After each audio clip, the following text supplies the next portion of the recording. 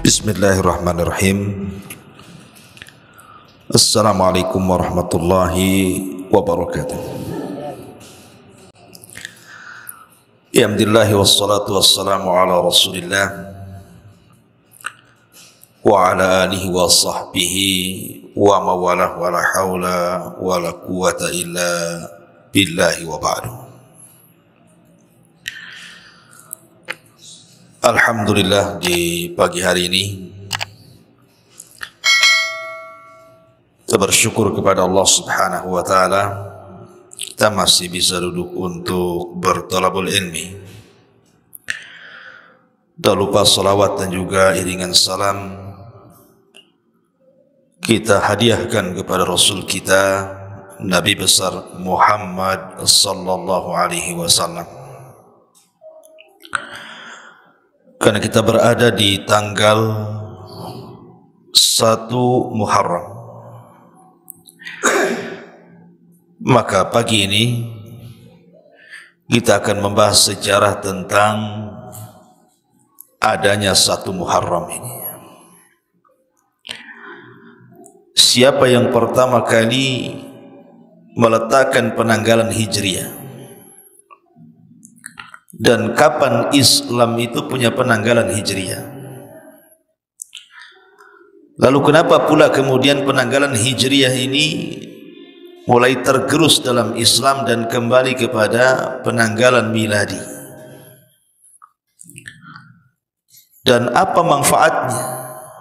Kenapa kita harus kembali kepada penanggalan Hijri dan tidak perlu kemudian melihat kepada penanggalan miladi? Inilah yang kita akan bahas tentang sejarah 1 Muharram. Ma'asyiral muslimat yang dimuliakan Allah Subhanahu wa taala, tradisi penanggalan itu masih mengikuti peristiwa yang berlaku. Contoh saja, apabila kita ditanya soal kapan Nabi SAW lahir, maka selalunya seluruh ahli sejarah apabila menyebutkan tahunnya, maka mereka mengatakan Amul Fil, tahun gajah. Walaupun tanggal dan bulannya diperselisihkan, dan yang masyhur adalah tanggal 12 bulan Rabiul Awal di hari Senin dan di tahun gajah. Tapi untuk tahunnya terjadi kesepakatan. Tidak ada khilaf di antara ulama sejarah bahwa lahirnya Rasul di tahun gajah. Kenapa kemudian menggunakan tahun gajah?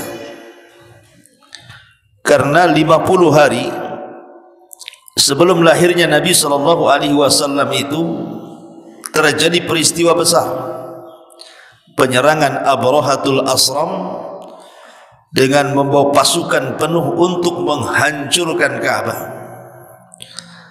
Tetapi Allah Subhanahu wa taala tidak berkehendak sebagaimana kehendak Abraha. Justru Allah malah menghancurkan Abraha sehancur-hancurnya dengan burung ababil. Dari situ Allah ceritakan dalam Al-Quran, Alam tara kaifa fa'ala rabbuka bi ashabil fil alam yaj'al kaidahum fi tadlil wa arsala alaihim. Dari sini kita tahu bahwa di zaman jahiliyah sebelum kelahiran Nabi SAW, kebiasaan manusia itu apabila menetapkan sebuah penanggalan selalunya dinasabkan kepada peristiwa besar. Umpamanya terjadi gempa, kemudian 10 hari setelah gempa ada yang lahir, maka nanti Ketika menyebut tahunnya itu disebut tahun gempa begitu. Kalau umpamanya 20 hari ada tsunami, berarti tahunnya 20 hari itu dikatakan am ataupun tahun tsunami. Lah karena kebetulan 50 hari sebelum lahirnya Nabi SAW terjadi perang gajah, makanya kemudian tahun kelahiran Rasul pun dinisbatkan kepada peristiwa peperangan Abrahatul Asram yang disebut dengan pasukan gajah. Maka tahunnya disebut tahun gajah. Ma'asyiral muslimat yang dimuliakan Allah Subhanahu wa taala. Dan di zaman dulu masing-masing negara itu punya penanggalan masing-masing. Contoh Persia. Persia itu mereka membuat penanggalan dengan raja mereka. Maka mereka akan menggunakan penanggalan dengan pergantian raja itu. Begitu juga orang-orang Romawi. Dan juga negara-negara juga di zaman itu, daerah-daerah di zaman itu punya penanggalan masing-masing. Mekah sendiri, Madinah sendiri, Persia sendiri, Syam sendiri, dan begitu seterusnya. Sehingga terjadi salah paham. Di zaman Nabi SAW, kenapa Nabi SAW belum merubah penanggalan Masehi kepada Hijriah? Karena kita tahu bahwa Rasulullah SAW belum berhajat untuk membuatnya, apalagi dengan kesibukan yang luar biasa. Kemudian di zaman Abu Bakar juga sama, apalagi memang Islam belum berkembang.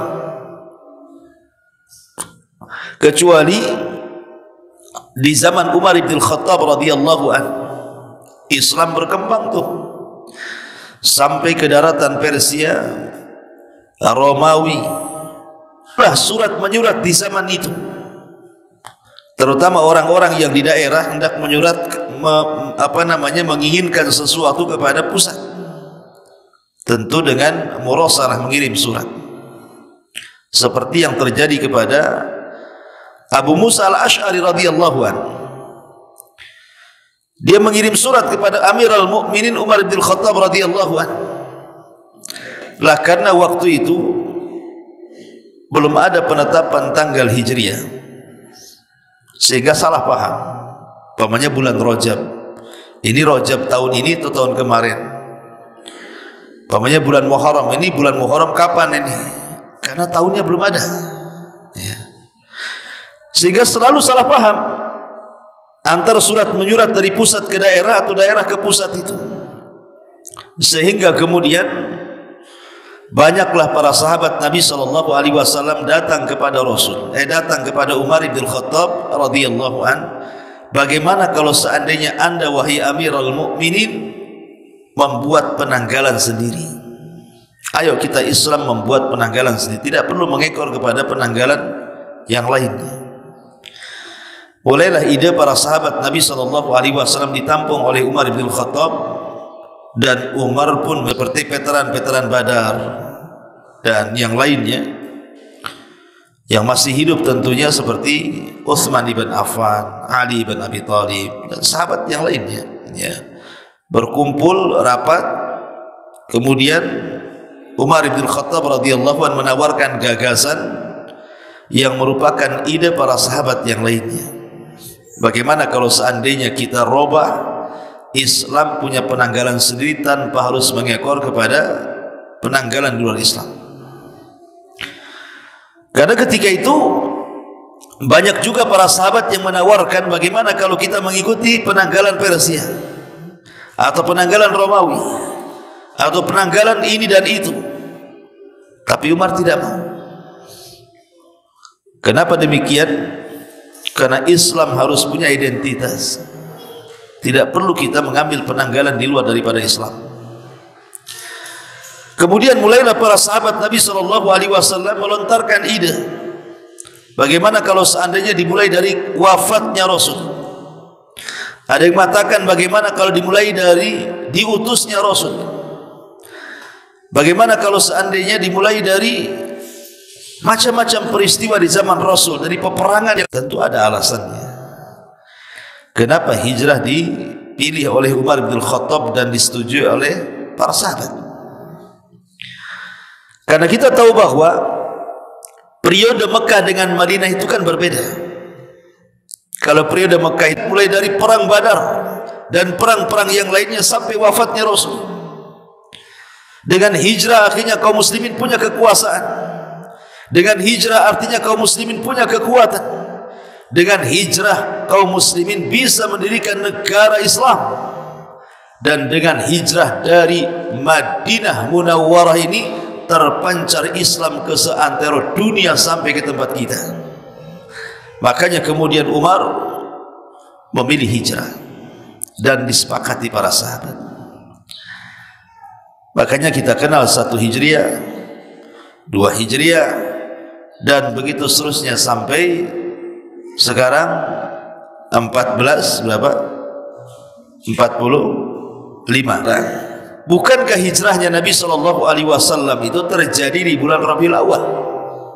Hijrahnya Rasul kan terjadi di bulan Rabiul Awal.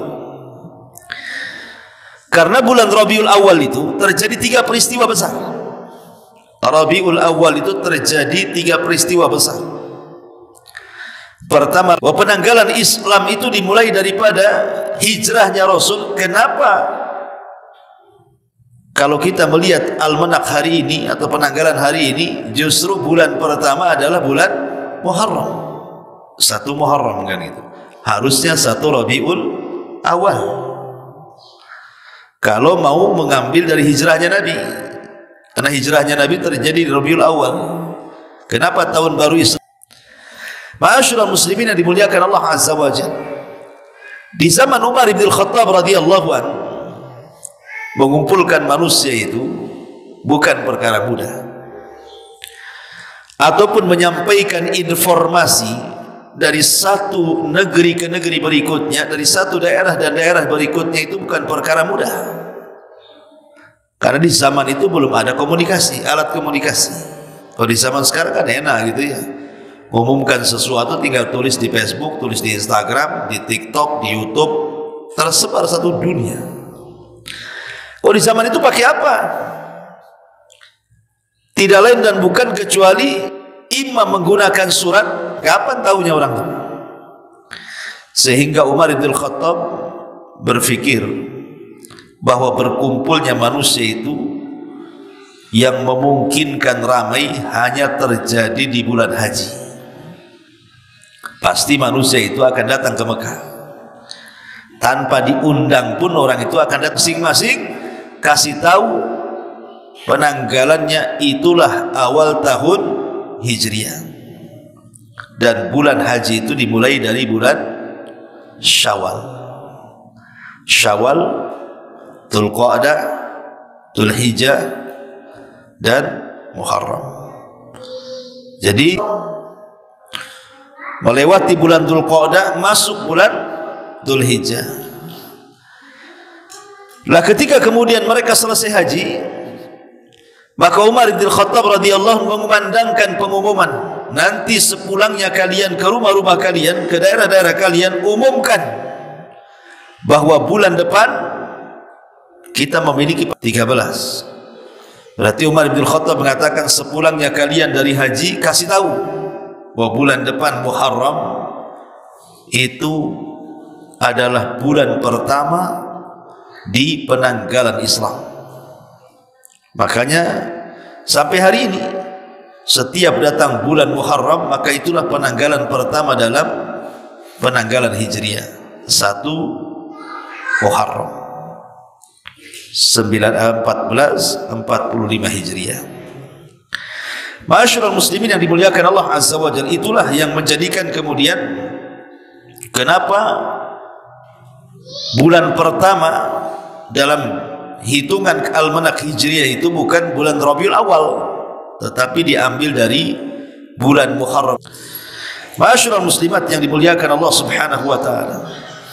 Lalu kenapa sekarang kalau kita melihat negara-negara yang mayoritas Islam, termasuk negara kita Indonesia ini, justru penanggalan Hijriah itu orang tidak suka. lebih suka kepada penanggalan Masehi kan? Hampir kebanyakan di negeri kita ini menggunakan penanggalan Masehi dan sedikit yang menggunakan penanggalan Hijriah, sedikit sekali. Bahkan yang sangat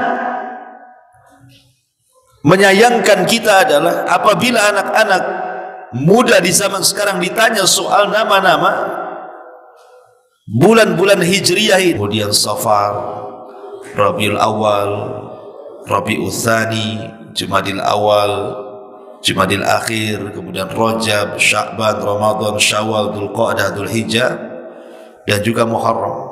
Itu susah mereka menghafal. Paling tinggi Ramadan hafal lah kan itu.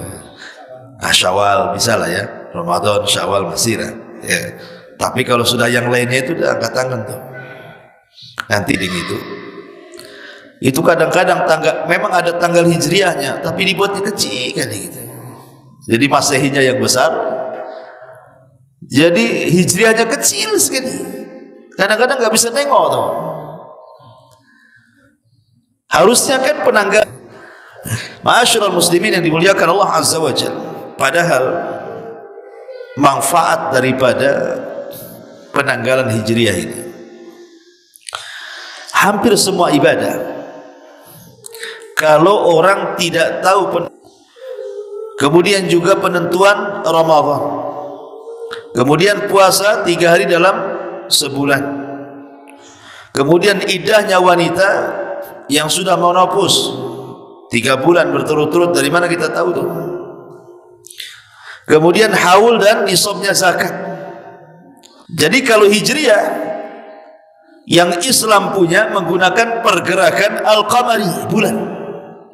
Tapi kalau Masehi yang mereka punya, bukan Islam punya, menggunakan pergerakan matahari, dan itu sudah berbeda. Kalau kita melihat bulan, ikhwan, mata kita ini mampu melihatnya tanpa harus menggunakan alat kan. Antum tengok bulan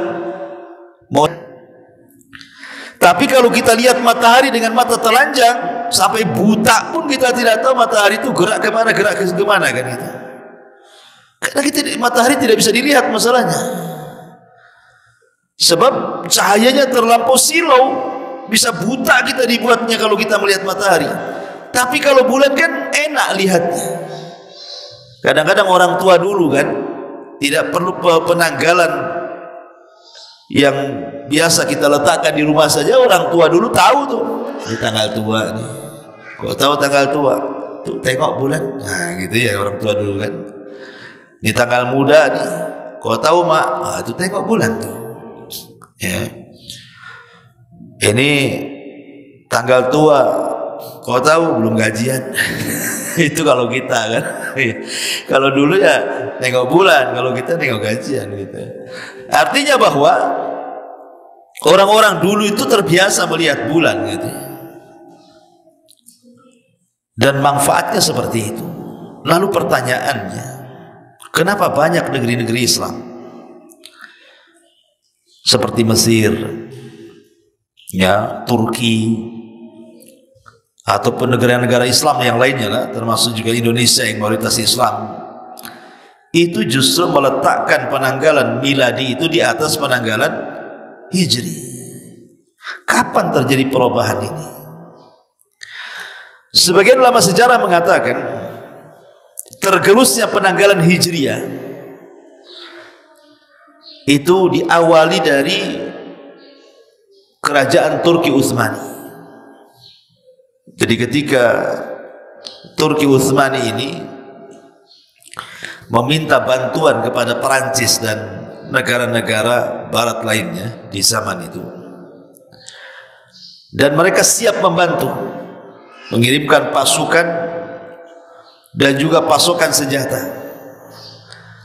Tapi dalam kerjasama itu ada syarat-syarat yang harus dipenuhi oleh orang-orang Turki Utsmani itu. Salah satunya adalah merubah penanggalan Hijriah Masehi. Jadi salah satu bentuk persyaratannya minta bantuan ke negara-negara barat, maka di antara syaratnya itu adalah merubah penanggalan. Akhirnya kemudian ketika negara-negara Islam sudah mulai tergerus, ya kecuali Saudi lah. Saudi hari ini alhamdulillah masih menggunakan Hijriah gitu ya. Tapi hampir negara-negara luar, termasuk negara kita ini, mengacu kepada penanggalan Masehi dibandingkan penanggalan Hijriah. Padahal tadi kalau kita melihat faedahnya, akan sulit menentukan ibadah-ibadah dengan menggunakan penanggalan Masehi, karena penanggalan Masehi ini dia akan lebih dibandingkan penanggalan Hijriah. Masehi itu kan ada 31-nya. Kalau Hijriah tidak ada. Hijriah itu lebih sedikit, karena 29 atau 30 itu saja, nggak ada 31. Jadi kalau setahun itu bisa kelebihan 11 hari itu, ya. Artinya bahwa karena dari segi jumlah bilangan juga sudah berbeda dan akan mempengaruhi ibadah tadi. Kalau menggunakan penanggalan miladi akan sulit kita ini menerka-nerka kapan puasa Yaumul Bid. Kita tidak tahu. Kapan puasa Asyura kita tidak tahu. Kapan puasa tanggal 9 bulan Dzulhijjah kita tidak paham. Kapan masa iddah wanita yang dicerai dan dia sudah menopause kita tidak tahu. Kapan haulnya zakat kita tidak tahu. Kapan penentuan hilal Ramadan kita tidak tahu. Susah kita menentukan dengan penanggalan miladi itu. Tapi dengan penanggalan Hijriah itulah maka akan tampak kemudian ibadah-ibadah yang diperintahkan oleh Allah Subhanahu wa taala dari puasa-puasa dan yang semacamnya. Ma'asyiral muslimat yang dimuliakan Allah Subhanahu wa taala, maka saya nasihatkan kepada para ummahat, ajarkan kepada anak-anak kita minimalnya dari nama-nama kafir. Dan di antara faedah besar menyelisih orang kafir itu adalah akan memperoleh kejayaan Islam. Sebagaimana Nabi sallallahu alaihi wasallam mengatakan, la yazalun nas bi khairin ma'ajjalul fitra wa yuakhiru sahur. Manusia itu akan senantiasa di atas kejayaan ketika mereka masih menyegerakan berbuka dan mengakhirkan sahur. Kok bisa kejayaan Islam dikaitkan dengan mengawalkan berbuka dan mengakhirkan sahur? Ya, karena mengawalkan berbuka dan mengakhirkan sahur itu dalam rangka menyelisihi puasanya ahli kitab. Dengan cara menyelisih puasanya ahli kitab itulah di balik itu ada kejayaan dalam Islam. Makanya selalunya Nabi SAW bertanya kepada para sahabat soal tingkah laku orang-orang Yahudi. Kata Rasul, tahukah kalian wahai sahabatku apa yang dilakukan dengan uban-ubannya orang Yahudi? Kata sahabat, mereka membiarkan Rasul, tidak mewarnai. Maka Rasul mengatakan, warnai rambut-rambut kalian, selisih mereka tapi hindari warna hitam. Sampai Nabi SAW menyuruh mewarnai rambut lagi dalam rangka apa? Menyelisihi orang Yahudi. Karena hanya dengan penyelisihan mereka itulah kejayaan Islam, dan hanya dengan tasyabbuh dengan mereka menunjukkan kelemahan Islam. Makanya kalau kita memperhatikan tentang penanggalan Hijriah ini, maka ini bisa menjadi hari kebangkitan kita kaum muslimin. Nah, sekarang kita berada di 1 Muharram, dan ini bulan pertama, tanggal pertama ya di tahun 1445 Hijriah.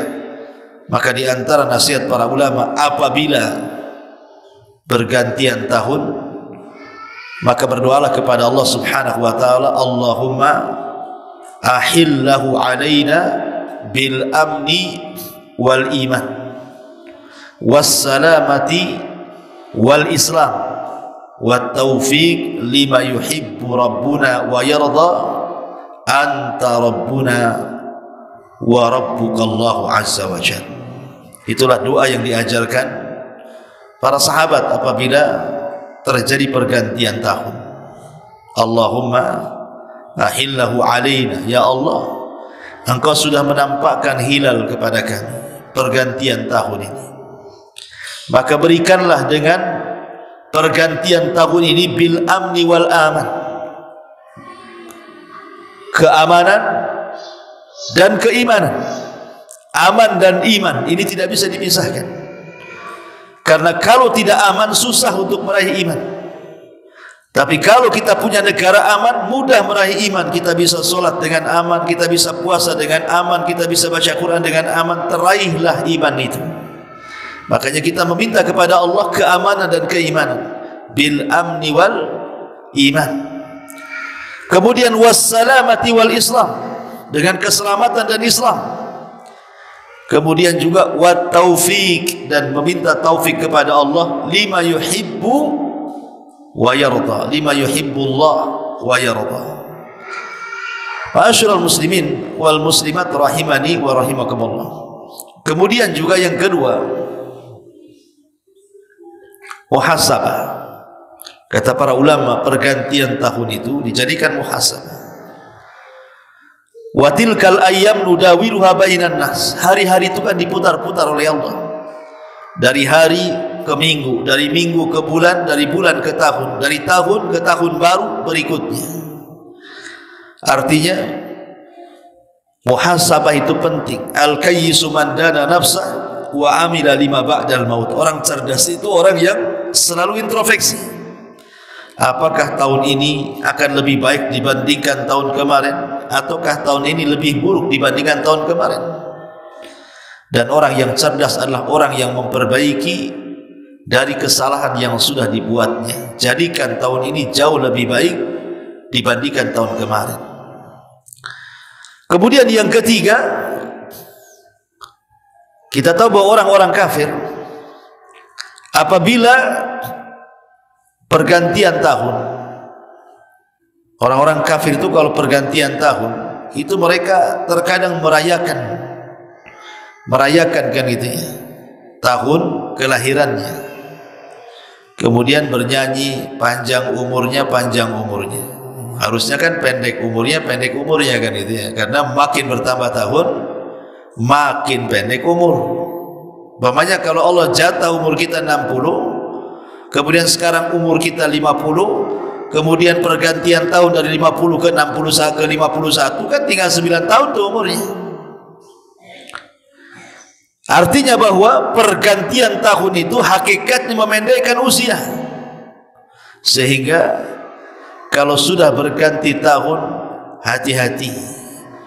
Terutama orang-orang yang sudah menginjak kepala 5, kepala 6. Karena Nabi SAW mengatakan, a'maru ummati bainas sittina wa sab'in. Usia umatku itu berkisar 60 sampai 70 tahun. Sedikit yang melewati 70 tahun itu. Dan kita saksikan banyak orang di usia 70 tahun ke bawah itu lebih banyak meninggal. Walaupun ada yang di atas itu sedikit sekali. Maka dengan pergantian tahun ini, ibu-ibu yang sekarang usia di kepala 5, hati-hati itu lagi OTW, Bu. Jadi harus lebih introspeksi diri. Jangan sampai kemudian taubat kita terhalang. Karena biasanya orang kalau sudah kepala 4 ke atas, kemudian tidak ada keinginan untuk berubah, maka akan sulit dapat hidayah.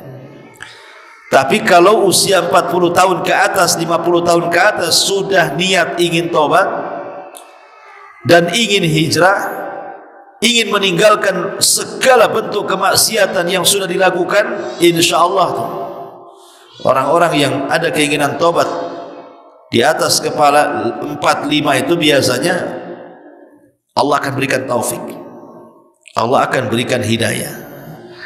Maka ini kesempatan kita berada di Ashurul Hurum, dan ini bulan Hurum terakhir dari 3 bulan Hurum yang diletakkan berturut-turut dari Dzulqa'dah, Dzulhijjah, kemudian Muharram. Karena setelah Muharram sudah tidak ada lagi bulan Hurum, nunggu Rajab lagi. Maka saya jangan sampai kemudian terlewatkan bulan Hurum terakhir, bulan Muharram ini, dengan memperbanyak ibadah, memperbanyak solat, baca Quran, zikir, dan begitu seterusnya, bersedekah. Karena orang yang beramal saleh di Ashurul Hurum dilipat gandakan dosanya, dilipat gandakan pahalanya, sebagaimana orang yang melakukan kezaliman akan dilipat gandakan dosanya. Inilah diantara nasihat dari pergantian tahun dan sejarah 1 Muharram. Wallahu a'lam bishawab. Mudah-mudahan. Taib, subhanallahi wa bihamdika asyhadu an la ilaha illa anta astaghfiruka wa atubu ilaik. Allahu ta'ala alam. Assalamualaikum warahmatullahi wabarakatuh.